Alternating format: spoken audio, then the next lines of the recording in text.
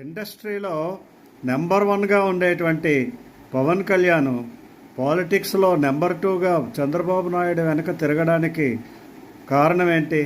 ఇండస్ట్రీలో అంత డిమాండ్ను పెట్టుకొని పాలిటిక్స్లో నెంబర్ టూగా ఎలా ఉండగలుగుతున్నాడు? ఈ నెంబర్ టూ స్థానం ద్వారా తను సాధించాలనుకుంటున్నది ఏంటి? ఇప్పుడు నెంబర్ టూ స్థానం అతనికి పొలిటికల్గా ఎటువంటి స్థానాన్ని ఆంధ్ర రాష్ట్రంలో కలగజేసుకోబోతున్నాడు? మరి నెంబర్ వన్ స్థానాన్ని ఇండస్ట్రీలో వదులుకున్నందుకు అతను రాజకీయాలలోకి వచ్చి సాధించబోయేదేంటి? ఇవన్నిటికీ కూడా 2024 ఎలక్షన్స్ అయిన తర్వాత ప్రజలు ఇచ్చేటువంటి తీర్పు మీద ఆధారపడుతుంది.